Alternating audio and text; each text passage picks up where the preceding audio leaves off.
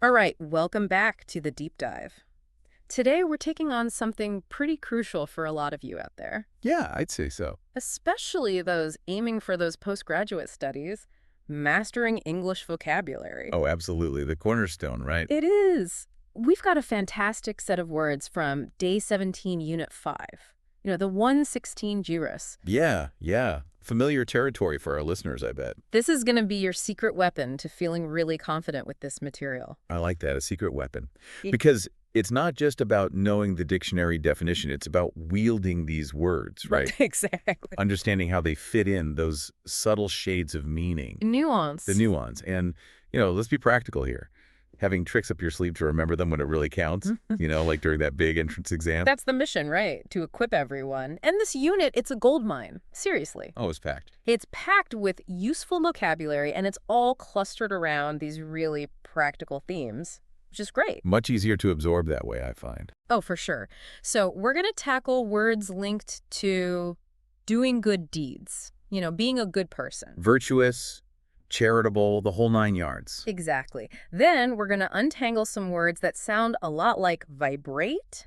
This can be tricky. Oh, yeah, those sneaky sound-alikes. Real sneaky. And we're going to touch on, that happy moment, being summoned, Ooh, the anticipation. fingers crossed, by an acceptance letter, of course. Manifest that acceptance letter, listeners. Manifest it.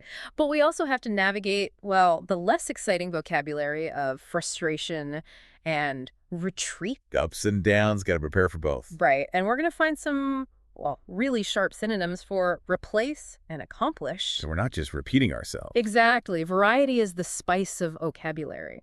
And then we'll dig into what makes someone qualified, the whole idea of harmony. Essential for postgraduate studies. Yeah, harmony with your research, your peers. Oh, and we can't forget terms for home decoration.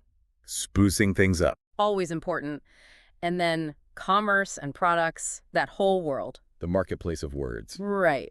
And finally, we'll wrap up with words about being a peer and knowing how to handle different situations. Navigating those tricky social and academic waters. Quite the linguistic toolkit we're assembling today. A veritable Swiss Army knife of words.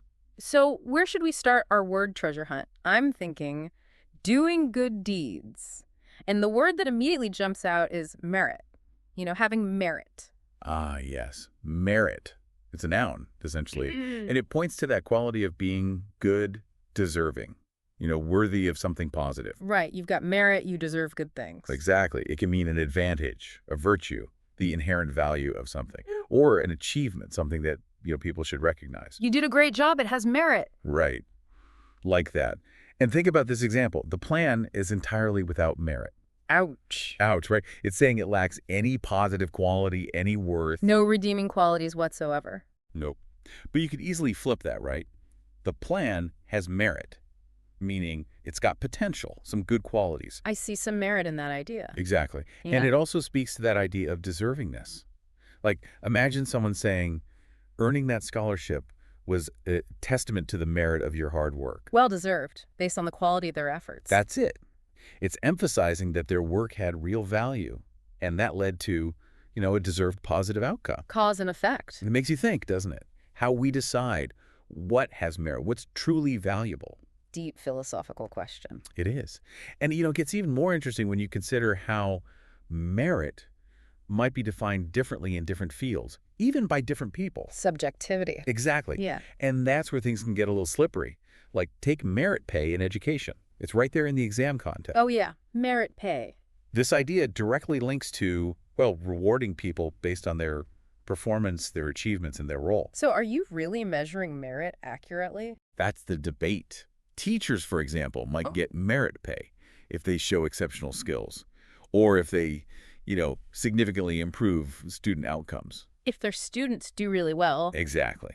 But how do you truly measure those things? It's tricky. Lots of factors at play. Lots of factors. But it shows how this word merit goes beyond just a dictionary definition. Okay. It's got real-world implications. It does.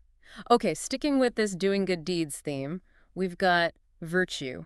Virtue. Now this word, I don't know, it sometimes feels a bit Old-fashioned. old-fashioned, yeah, like something out of a history book. It can have that vibe. But the core meaning, it's super relevant still. Primarily, Virtue is all about moral excellence. Being a good person. Goodness, righteousness, the real deal. Like, he understands the traditional virtue of hard work. Classic virtue. Classic. Hard work, in a lot of cultures, it's seen as this morally commendable quality. You're a hard worker, you're virtuous. That's the idea. But, and here's where virtue gets interesting, it's not always about morality. There's a twist. A little twist. Because our source also gives us this example. The plan has the virtue of simplicity. It's a good thing, being simple. Exactly. So here, virtue just means a beneficial quality, an advantage. Oh. A+.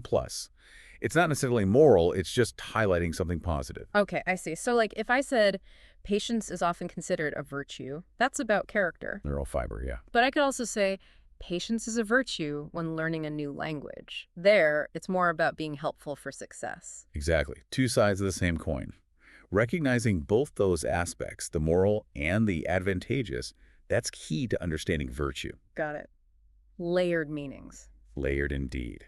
Now, our last word in this good deeds pocket is charity, a word we bump into all the time. All the time. And it covers a few related ideas. The main one is that voluntary giving to those in need. Acts of generosity, good deeds. Like donating to a good cause. Exactly. Like, many charities sent money to help the victims of the famine. That's it, in action. But charity can also mean an organization itself, one that's set up to help people. So like a homeless shelter would be a charity. A homeless shelter, a food bank, yeah. And there's the example, she does a lot of charity work. So she might be volunteering or working for one of those organizations. Right. And we also have the adjective charitable. Describing someone who's generous, a charitable soul. Now, this exam-related question, it's a good one. Should they become charitable corporations? That's a big one. It's asking, should businesses bake philanthropy into their operations? Like, should it be part of their DNA to do good? So it's not just about making money, it's about giving back, too. And how much should they give back? Who decides? It gets into corporate responsibility, social impact. A whole can of worms. It really is. But it makes you think about the role of business in society. For sure. Okay, let's steer our ship, our vocabulary ship, I guess. Our metaphorical vessel of words. Towards words that, well, echo vibrate. And maybe we should start with vibrate itself, just to get grounded. What do you think? Sounds like a solid plan. Vibrate, it's a verb, and it describes that rapid back and forth movement. A trembling, a shaking. Things that wiggle. Wiggling, yeah. The examples really help you feel it. The atmosphere seemed to vibrate with tension. Ooh, you can sense it. You can almost feel that nervous energy, right? Palpable. And then the sound of the gong was still vibrating in the air. That lingering tremor, beautiful imagery. Definitely sets a scene. And the noun, of course, is vibration. Like you might talk about the vibrations from a passing train. Or good vibrations. Good vibrations, exactly. Now, our first sonic sibling, if you will, of vibrate is violent. Quite a shift in tone there. Drastic shift. Violent, as an adjective, it means using force, physical force, to hurt or damage. But intent to harm. Exactly. It's about aggression. Children should not be allowed to watch violent movies. Common concern. Right. Worried about the impact. And the crowd suddenly turned violent. Uh-oh. You know things are about to get messy. A stark contrast to vibrate, which is often subtle, quick movements. One's a rumble, the other's an explosion. And the noun form, of course, is violence. We hear about domestic violence, political violence, all these different forms. Just sadly all too common. It is. And then we have violate. This one, it has a more abstract sense of force, I'd say. What do you think? I agree. It's not necessarily physical. Right.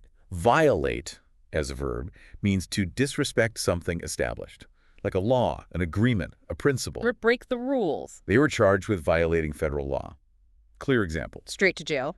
Straight to jail. But it can also mean to disrespect something sacred. Like a holy place. Exactly. Adds another layer to it. Definitely more serious. Now, this exam question, it's a good one. It asks about sequencing a whole genome and whether that violates patents of individual genes. That is a thorny issue. It's asking, does looking at the whole genetic code infringe on ownership of specific genes within it? Like, are you trespassing on someone's intellectual property? It's a big question with ethical and legal ramifications. Lots to unpack there. Definitely makes you think. Our last word in this vibrate family, it's navigate. Seems like it has a couple of key meanings. Yeah, like literally finding your way, right? That's the main one. Navigate. To steer a ship, a plane, a car. Like, I'll drive and you can navigate. You're the map reader. I'm the navigator.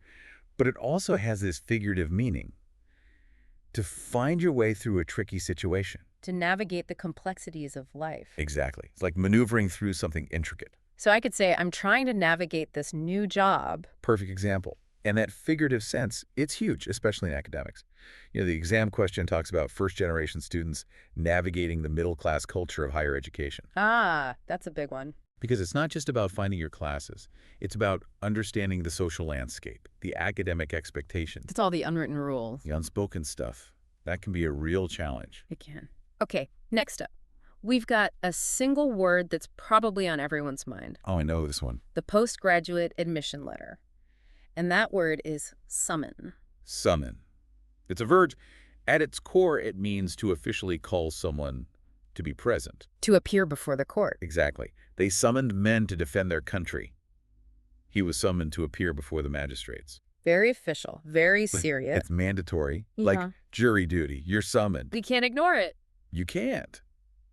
But how does this relate to that acceptance letter, that joyous piece of mail? That's a good question. Well, think of it metaphorically. That letter is summoning you to join the university. You are hereby invited. It's a formal invitation, a call to be present, to enroll, to become part of that world. A call to adventure. It might be a bit of a stretch, Yeah. but it captures that sense of being officially chosen, invited to the next step.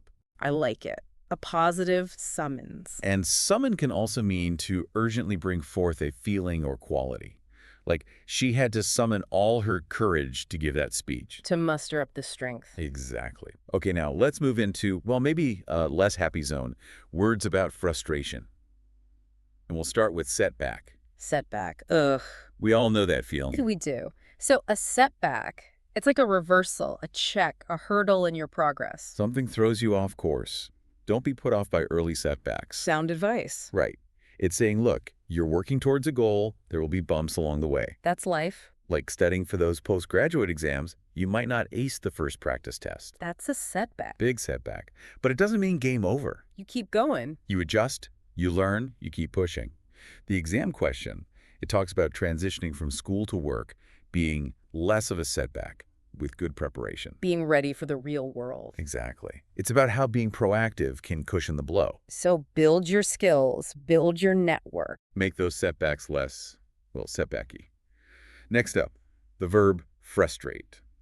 The feeling itself. Frustrate. I feel frustrated just saying it. It's got that power.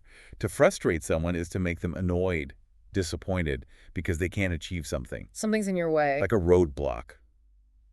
This exam should be easy enough so as not to frustrate students. Good exam design 101. Right. It's saying don't make it unnecessarily difficult. But it can also mean to prevent progress in general, like the rescue attempt was frustrated by bad weather. Oh, no. Mother Nature intervenes. And the noun, of course, is frustration, We've all felt it. that feeling of being stuck, thwarted.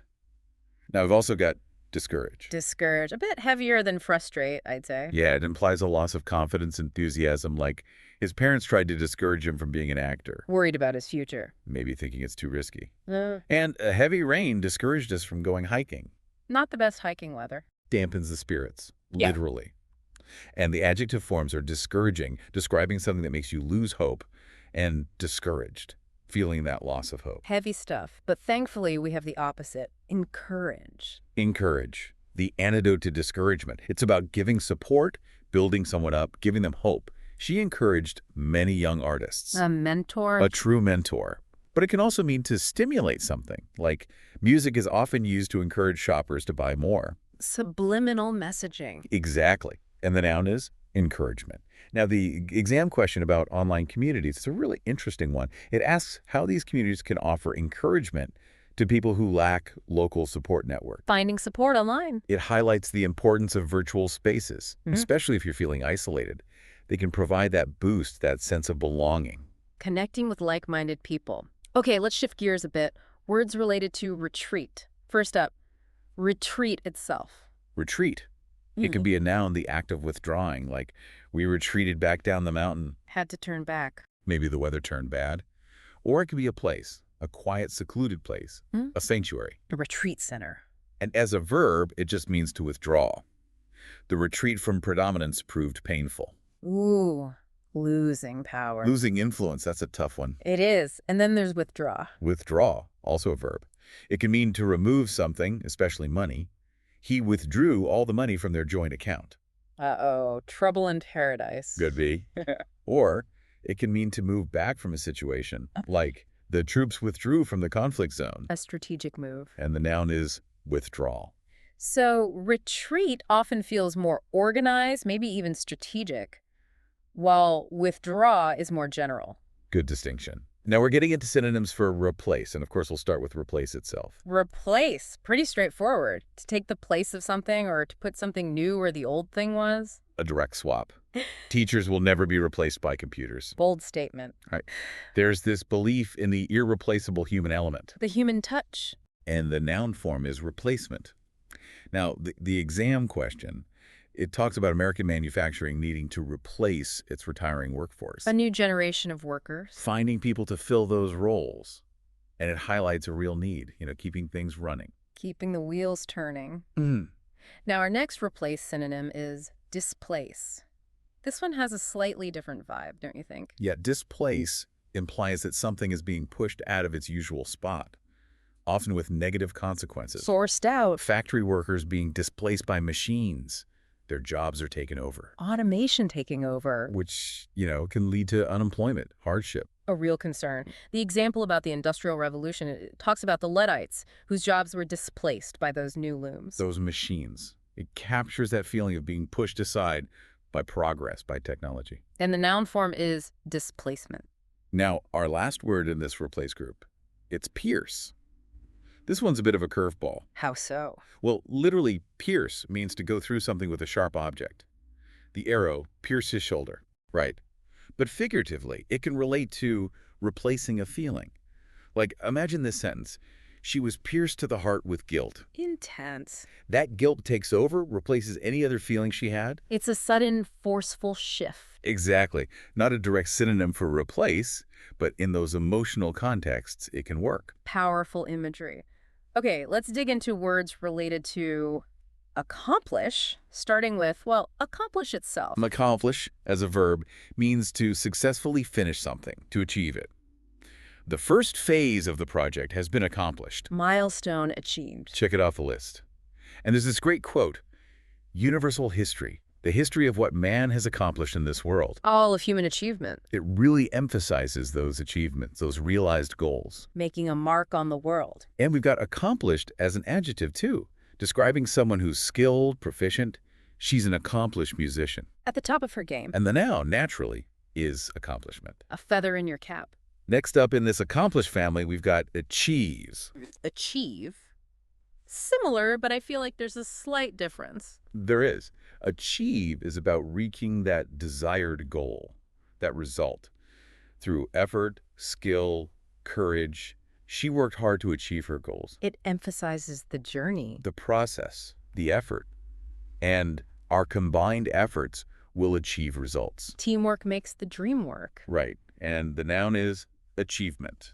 Now, the exam question about the achievement gap, that's a big one. It's referring to the difference in academic outcomes between different student groups. It's about equity, making sure everyone has the same opportunities to succeed. Leveling the playing field. Our last word in this accomplish set is fulfill, or fulfill if you're across the pond. Different spelling, same idea. Fulfill means to bring something to completion, or to satisfy a condition, a requirement. To check all the boxes. No candidate fulfills all the criteria, so they're not meeting all the requirements. And traditionally, this role was fulfilled by data analysts. So it's saying that role, that function, was carried out by them. They did the job. Now, accomplish and achieve often focus on hitting specific goals. Tangible outcomes. But fulfill can also be about meeting requirements or doing your duty. Winning the championship was a lifelong dream fulfilled. Everything coming together. It's about achievement, but also that sense of completion, of things falling into place. Nice. Okay, now we're getting into the world of qualifications. Starting with, well, qualify. Qualify. It means to become eligible for something, often by passing a test or meeting specific conditions. To prove you're capable. Like, he qualified as a doctor. Years of study. Years of study, all those exams. Or, This training will qualify you for a better job. Boosting your skills. And the adjective is qualified, meaning you have those qualifications. And the noun is qualification. Those pieces of paper. Those pieces of paper, those skills, those experiences. So getting your degree, that's a qualification. A major one. Next up, eligible. Eligible. So, are you in or are you out? That's it. Eligible describes someone who has the right to do or receive something. They meet those conditions. Are you eligible for early retirement? Depends on how long you've worked. And passengers who pass a background check are eligible for expedited screening. Getting through security faster. Exactly. So you've got to tick those boxes to be eligible. Now, elevate. It's not a direct synonym for qualify, but it can relate to reaching a higher level, right? It can. Elevate. It Yeah. means to raise something to a higher position, literally and figuratively. Up you go. Smoking elevates blood pressure. That's the literal meaning. Good. But then there's let's elevate notions of beauty beyond industry standards. A more philosophical meaning? So in the context of qualifications, gaining experience, more education, that can elevate your standing, make you more qualified for bigger things. Climbing the ladder. And we've got elevator, the thing that literally lifts you up, and elevation, the raised position. Now we're moving on to a big concept. China is a harmonious society, and the word here is harmony. Harmony. It's about agreement, peace, friendly relations. Everyone getting along. They live together in perfect harmony, No arguments. and many laws are about social harmony. Keeping the peace. It's about things working smoothly together, people, ideas, even musical notes. The adjective is harmonious. A harmonious melody. All right, time to spruce things up a bit. We're talking home decoration vocabulary.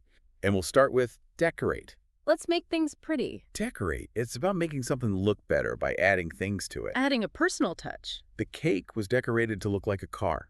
Impressive. Right. And then there's this funny line about Hilton hotels potentially being decorated with hamburger bars. Shakespeare and burgers. An interesting combo. The noun is decoration, and the adjective is decorative. So we've got decorate, decoration, and decorative. 3 variations. Next up, ornament. Ornament. I'm thinking Christmas decorations. Could be. Ornament can be a noun, a decorative item. Like the clock is just for ornament, doesn't work anymore. More of a show. Purely aesthetic.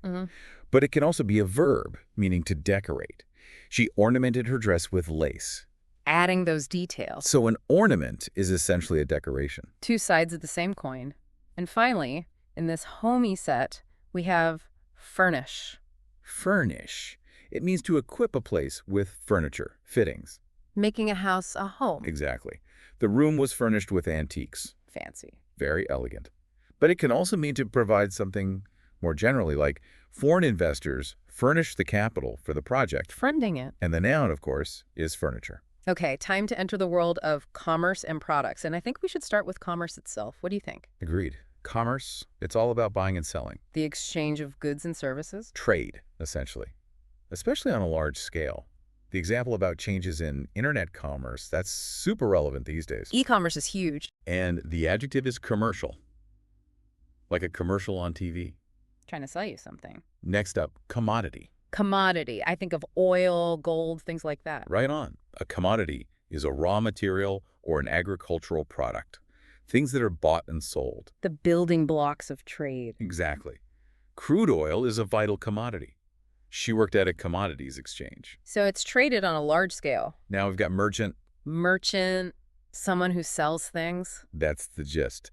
Specifically, they buy and sell goods, often wholesale. Yeah. Like Venice was a city of rich merchants. Trading all sorts of goods. And colloquially related, merchandise. Merchandise. What's for sale? That's it.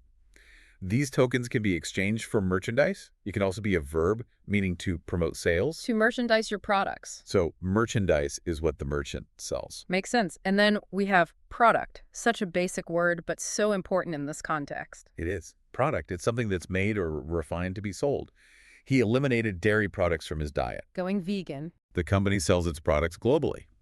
So it's what businesses offer. And there's byproduct, a secondary thing that comes out of a process. Like a side effect. Okay, now we've got the adjective productive, and its noun, buddy, productivity. Getting things done. Exactly. Productive describes something that produces a lot or is effective. Maximize the machine's productive capacity. Making it run efficiently. There are more words today. Let's see you in part 2.